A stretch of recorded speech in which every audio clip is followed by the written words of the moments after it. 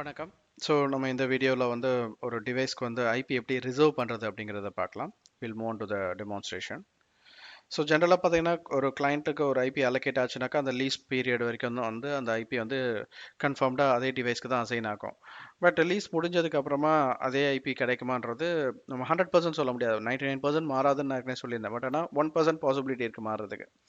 So but எனக்கு வந்து நெட்ஒர்க்கில் அந்த ஒரு பர்டிகுலர் டிவைஸ்க்கு வந்து ஐபி எப்பவுமே மாறக்கூடாது.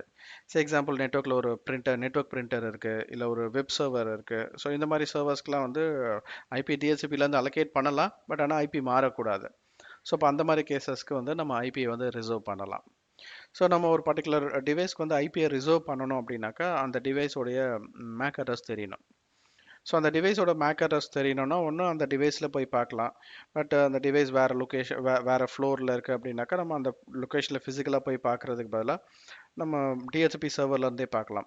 ஸோ டிஹெச்பி சர்வர்லேருந்தே நம்ம ஒரு டிவைஸோட மேக் அட்ரஸை பார்க்கறதுக்கு கெட் மேக் கமாண்டை யூஸ் பண்ணலாம். இப்போ ஃபஸ்ட்டே வந்து இந்த அட்ரஸ் லீசஸில் தெரியுது எந்தெந்த டிவைஸ்க்கு என்ன ஐபி அலோகேட் ஆயிருக்குன்றது. ஸோ இப்போ இந்த ஐபி அட்ரஸை வச்சுட்டு அந்த பர்டிகுலர் டிவைஸோடைய மேக் அட்ரஸை பார்க்கறதுக்கு கெட் மேக் கமாண்ட் யூஸ் பண்ணலாம். ஸோ கெட் மேக் கமாண்டை யூஸ் பண்ணும்போது வந்து லைக் டொமைனில் மெம்பராக இல்லாத டிவைசஸை பார்க்கும்போது ஆக்சஸ் இருக்காது. ஸோ இப்போ அந்த மாதிரி கேசஸ்க்கு ஈஸியாக நம்ம நெட்ஒர்க் டிவைஸோட மேக் அட்ரஸை பார்க்குறதுக்கு வந்து பார்த்தீங்கன்னாக்கா நம்ம ஆர்ப் டேபிளை யூஸ் பண்ணலாம். சாதாரணமாக பார்த்தீங்கன்னாக்கா எல்லா டிவைசஸ்லுமே பார்த்தீங்கன்னாக்கா இந்த ஆர்ப் டேபிள் ஒன்று மெயின்டைன் பண்ணும். இந்த ஆர்ப் டேபிளில் என்ன இருக்கும்னாக்கா ஒரு சிஸ்டம் ஆன் பண்ணதுலேருந்து எந்தெந்த சிஸ்டம் கூடலாம் கம்யூனிகேட் பண்ணுச்சோ அந்த சிஸ்டமோட IP address and MAC address வந்து ஆர்ப் டேபிளில் இருக்கும். ஸோ இப்போ நம்ம அந்த ஆர்ப் டேபிளை எப்படி ரீட் பண்ணுறதுன்னு பார்க்கலாம். ஸோ ஜஸ்ட் கமாண்ட் ப்ராம்ப்டில் ARP-A கொடுத்தீங்கன்னாக்கா ஸோ ஆர்ப் டேபிள் காட்டும்.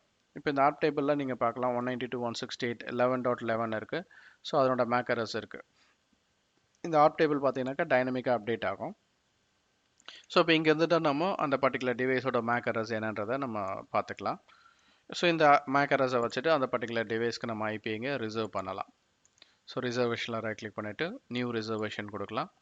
ரிசர்வேஷன் நேம் நீங்கள் என்ன வேணுமோ கொடுக்கலாம். ஸோ எக்ஸாம்பிள் இப்போதைக்கு நான் சாம்பிள்னு கொடுக்குறேன். ஸோ அந்த டிவைஸ்க்கு என்ன ஐபி அலோகேட் பண்ண போகிறீங்க. ஸோ எக்ஸாம்பிள் எனக்கு வந்து ஐபி வந்து 192.168.0.20 வேணும். ஸோ அந்த ஐபி என்ன வேணுமோ நீங்கள் கொடுத்துட்டு அந்த டிவைஸோட மேக் அட்ரஸ் கொடுத்துருங்க. ஸோ அண்ட் சப்போர்ட் டைப்ஸில் உங்களுக்கு ஒன்லி டிஹெச்பிக்கு மட்டும் சப்போர்ட் பண்ணால் போதும்னா டிஹெச்பி மட்டும் கொடுங்க.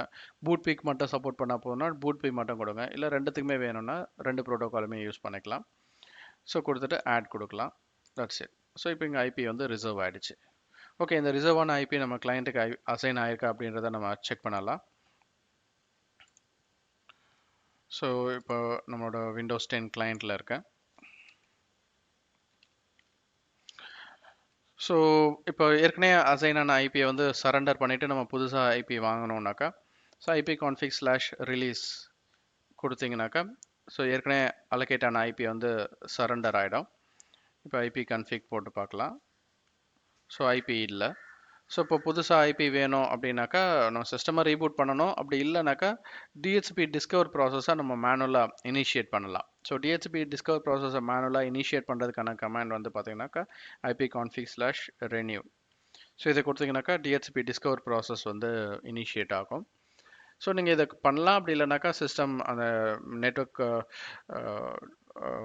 டிவைஸை வந்து நீங்கள் டிசேபிள் பண்ணிவிட்டு எனேபிள் பண்ணலாம். இல்லை சிஸ்டமை ரீபூட் பண்ணலாம். சரி, நீங்கள் எது பண்ணீங்கனாலும் so the system will try to get the IP address from the DHCP server. இப்போ இங்கே பார்க்கலாம்.